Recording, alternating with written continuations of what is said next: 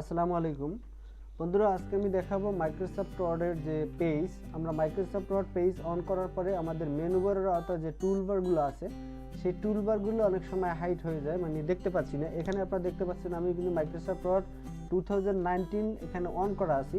তো অন করার পরে দেখতে পাচ্ছেন কিন্তু এখানে মেনু বারগুলো দেখা যায়, যেমন ফাইল মেনু, ইনসার্ট মেনু, সব মেনুগুলো দেখা যায়। মেনু বার আওতায় যে টুলবারগুলো আছে সেগুলো কিন্তু এখানে দেখতে পাচ্ছেন না। যেমন আমি এখানে মাইক্রো হোমে ক্লিক করলাম, ইনসার্টে ক্লিক করলাম, ইনসার্টে ক্লিক করার পর দেখতে পাচ্ছেন ইনসার্ট মেনুর আওতায় যে অপশনগুলো চলে আসছে সেইগুলো কিন্তু শো করে।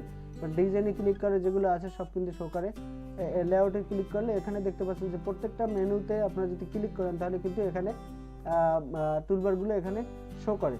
তো বন্ধুরা, এই জিনিসটা আমরা দেখা যায় অনেক সময় দেখা যায় যে ভুলবশত যে কোনো জায়গায় ক্লিক করে আমরা এই জিনিসটা হাইড হয়ে যায়, এবং সেই জিনিসটা আপনি কিভাবে নিয়ে আসবেন এবং হাইড করাটাকে আপনি শো করাবেন সেই জিনিসটা আজকে আমি দেখাতে যাচ্ছি। তো বন্ধুরা, কথা না বাড়িয়ে চলুন শুরু করি।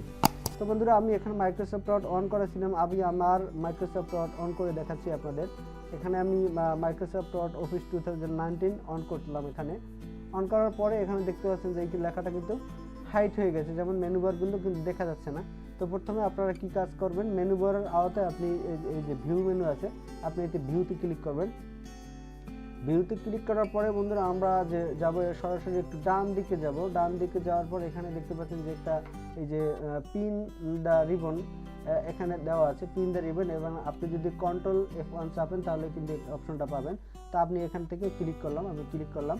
ক্লিক করার পরে দেখতে পাচ্ছেন কিন্তু এটা চলে আসছে, কিন্তু এখানে কিন্তু সবগুলো শো করে, আপনার কিন্তু একটা একটা যাওয়া লাগে না, এটা কিন্তু শো করে আসছে, আগে কিন্তু শো করা ছিল না।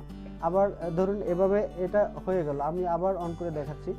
যে ধরুন মাইক্রোসফট ওয়ার্ড অন করার পরে ভুলবশত আমরা করে থাকি, যেমন আমারটা হয়েছে, এই জন্যই আপনাদের দেখাতে পারতেছি। আমি খুঁজে পাইনি প্রথমে এটা কিভাবে হলো।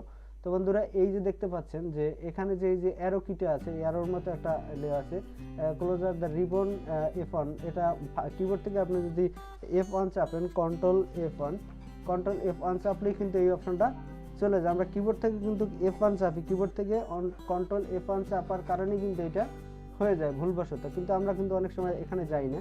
তো আপনারা কিবোর্ড থেকে F1 প্রেস করলে এইটা হাইড হয়ে যায়, মানে এটা শো করবে না। আবার যদি কিবোর্ড থেকে কন্ট্রোল F1 চাপেন তাহলে কিন্তু আবার শো হয়ে যাবে। আবার যদি আপনি F1 না চাপেন, আপনি ভিউ বোতাম থেকে আপনি এখানে যাবেন, এভাবে হলো। আবার আপনি ভিউতে যাবেন, ভিউতে গিয়ে আবার এখানে এই যে পিন দ্য রিবন এখানে ক্লিক করবেন, ক্লিক করলে কিন্তু এটা চলে আসবে। তো বন্ধুরা, এই ছিল আজকের ছোট্ট টিপসটি।